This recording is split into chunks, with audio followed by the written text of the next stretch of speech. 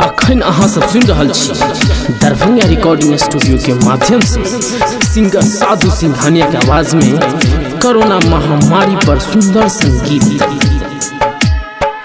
जकरा कमेलाऊ जाके सऊदी कतार में, जकरा कमेलाऊ जाके सऊदी कतार में, चिन्ह नहीं छै कियो घर परिवार में, चिन्ह नहीं छै कियो घर परिवार में।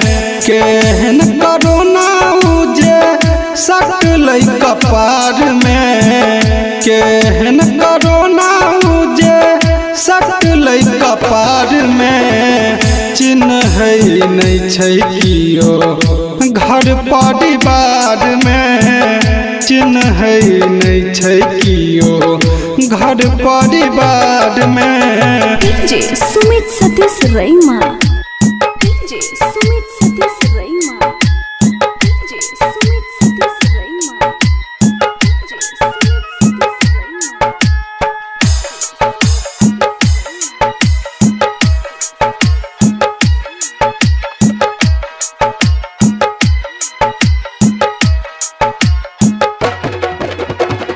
भेल की गलती की जे किछ ने जनै छी, भूखे पियासल हम तरैप रहल छी।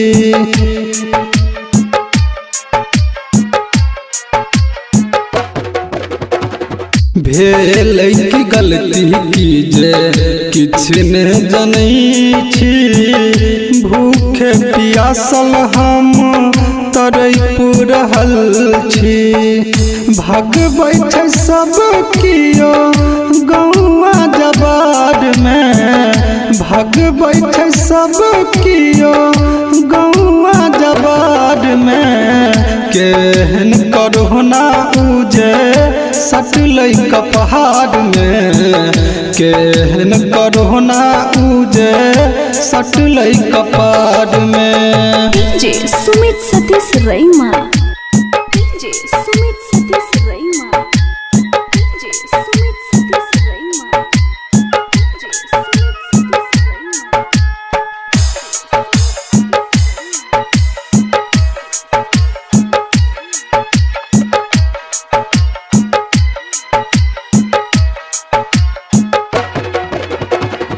फाटैया करेज आँख सँ गिरैया नोरियो, दुनिया में ककरो कियो आई तक न भेलियो।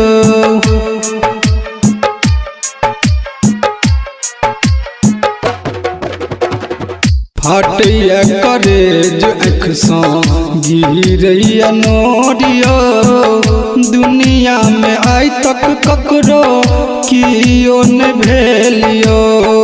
साधु सिंघानिया फसल विपतक जाल में, विजय अमर फसल विपतक जाल में। केहन छै कोरोना ई जे सटलै कपार में, केहन छै कोरोना ई जे सटलै कपार में। Presented by Darbhanga Recording Studio, Meghol।